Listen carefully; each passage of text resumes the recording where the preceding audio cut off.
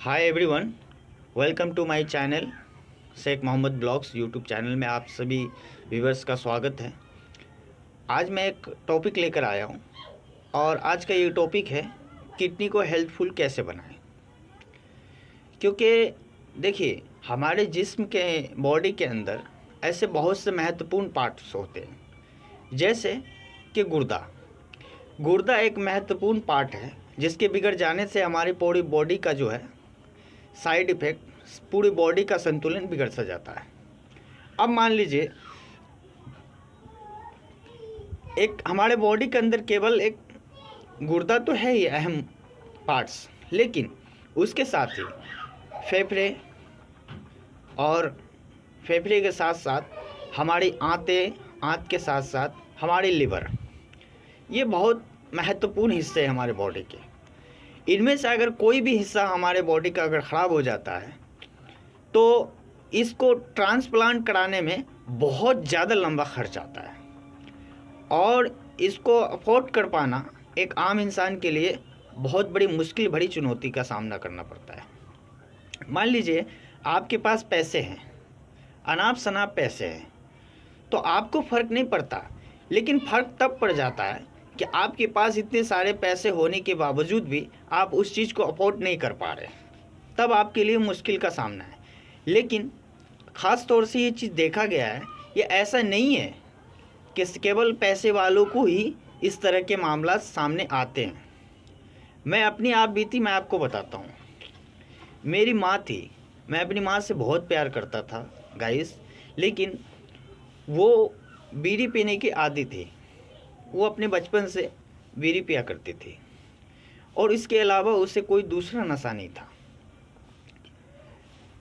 एक दिन क्या हुआ कि मैं काम मजदूरी करने के लिए मैं बाहर गया हुआ था और जब मैं मजदूरी करके बाहर से अपने घर आया तो मेरी माँ की सांसें फूलने लगी और इस तरह से वो बिहेव कर रही थी जैसा लगा कि अब इसकी दम निकल जाएगी। बहुत मतलब अजीब व गरीब हरकत कर रही थी, यूँ काँप सी रही थी और उसको सांस लेने में बहुत ज़्यादा दिक्कत हो रही थी। तो मैंने कहा ये क्या हो रहा है, तो मैंने अपने निजी अस्पताल में मैंने दिखाया, अपने ये एरिया के निजी अस्पताल में जब मैंने उनका ट्रीटमेंट कराया तो डॉक्टर्स ने कहा कि मुझे डाउट है कि इनके बॉडीज़ के कोई एक ऐसा हिस्सा है जो ख़राब हो चुका है या ख़राब हो रहा है, मुझे ऐसा डाउट है। तो उसकी ब्लड जो है सैंपल लेकर किसी बड़े अस्पतालों के अंदर भेजा, तो वहाँ से जब रिपोर्ट आया तो उस रिपोर्ट से ये पता चला कि इसकी किडनी में फॉल्ट है। केवल एक किडनी में थोड़ा ज़्यादा है और एक किडनी में थोड़ा कम और हल्का हल्का फॉल्ट सा आ रहा है। तो जब मैं डॉक्टर से मिला तो डॉक्टर्स ने मुझे ये मशवरा दिया कि आप इसे दिल्ली लेकर चले जाओ और वहाँ इसका जो है सो आप अच्छी तरीके से अब ट्रीटमेंट कराओ, ये सही हो जाएंगे। तो हम लोग जो है सो काफ़ी घबरा गए कि ये क्या बात हो गई किडनी। तो मैं तो एक्चुअली सोशल मीडिया पे यूट्यूब पे इसके बारे में काफ़ी रिसर्च कर रहा था कि ये किडनी का क्या मतलब इसका पूरा क्या प्रोसेस है और ये कैसे ख़राब होता है, क्या होता है, इसके बारे में मैंने काफ़ी जानकारी इकट्ठे की। तो हम लोगों ने तत्काल टिकट निकलवाने की कोशिश की और कोशिश ये किया कि जितनी जल्द से जल्द हो सके मैं इनको लेकर के दिल्ली सदर अस्पताल जाऊं और वहां जा कर के मैं इसके बारे में जानने की कोशिश करूं और मैं अपनी माँ का सही तरीके से इलाज करवा के इसकी ट्रीटमेंट करवा सकूं और स्वस्थ और तंदुरुस्त मैं अपनी माँ को लेके अपने घर आ सकूं। लेकिन जिस दिन मैं निकलने वाला था उसी दिन मेरी माँ की तबीयत इतनी बिगड़ गई कि उनको जो है सो इमरजेंसी वार्ड में भर्ती कराना पड़ा। फिर मैं अपने घर से एक गाड़ी बुक करा, रिजर्व करके मैं उसको कटिहार मेडिकल कॉलेज मैं उनको लेकर गया और Katihar medical college emergency ward में मैंने अपनी माँ को एडमिट कराया। तो 20 या 25 जांच के बाद रिपोर्ट आया सुबह के 3 बजे। जब रिपोर्ट आया तो रिपोर्ट के बाद ही डॉक्टर ने अपनी ट्रीटमेंट शुरू की। फ़िलहाल उनको जो है सो इमरजेंसी वार्ड में एडमिट करके ऑक्सीजन वगैरह लगा करके उनको डॉक्टर तो बगैर रिपोर्ट आए हुए जो है सो कुछ ट्रीटमेंट नहीं किया, लेकिन फिर भी कोई वैसी मतलब कोई एक ऐसी इंजेक्शन उन्होंने लगाए जिससे उनकी सांस में थोड़ी सी कमी आई और जो सांस उसकी फूल रही थी उससे थोड़ी सी मेरी माँ को रिलीफ मिली।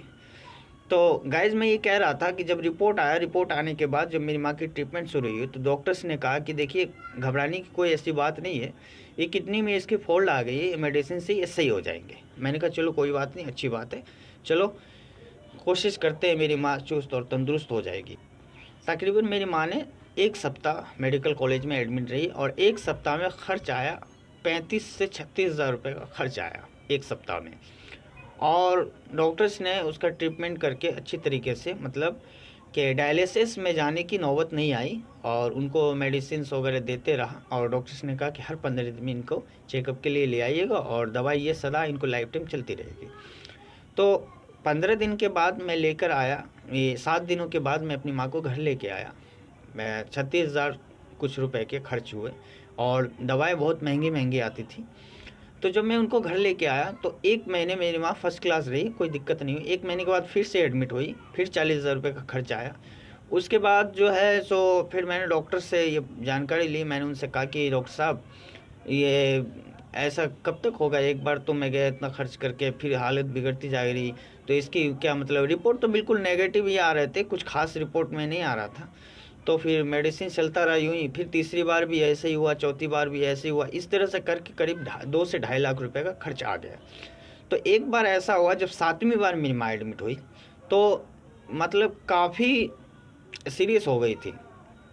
तो डॉक्टर्स ने कहा कि अब इनका लास्ट स्टेज है, इनको जो है सो अब आपको जो है डायलिसिस ही करना पड़ेगा और मेरे पास कोई दूसरा रास्ता नहीं है।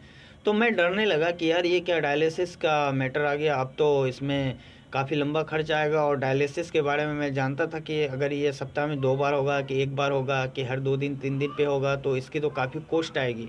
तो मुझसे कहा गया कि नहीं, ये ज़्यादा कॉस्ट नहीं आता है, मैं आपको ऐसा पेपर बना के दूंगा जिससे आपको निजी अस्पताल में हो जाएगा। तो मैं जिस शहर में रहता था वहाँ पे डायलिसिस केंद्र नहीं हुआ करता था। हमारे शहर से तकरीबन 90 किलोमीटर की दूरी पर एक डायलिसिस केंद्र था और सरकारी डायलिसिस केंद्र में जाने का मतलब था वहाँ पे फिस्टुला चाहिए और फिस्टुला बनाने का तकरीबन 18 से 20 हज़ार रुपये का खर्च बैठता है।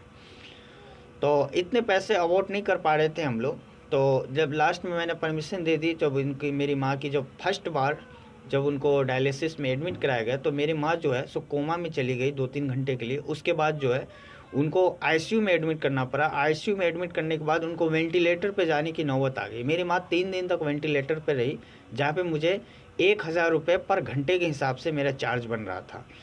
तो तकरीबन जब 4 दिन के बाद वेंटिलेटर से बाहर आई तो 2 दिन जो है सो मेडिसिन वार्ड में मेरी माँ रही। तकरीबन वहाँ मुझे 2 से 2.5 लाख रुपए का बिल भरना पड़ा सारे मेडिसिन के साथ। और जब 2.5 लाख रुपए का बिल भर के जब मैं अपनी माँ को लेकर के घर आया तो उसके बाद मैं जब वो वेंटिलेटर पे रही तो हर एक दिन पे ही उनका डायलिसिस होते रहा और डायलिसिस के दौरान ही मेरी माँ जो है वेंटिलेटर पे गई थी। इतना मतलब सिचुएशन ख़राब हो गया था।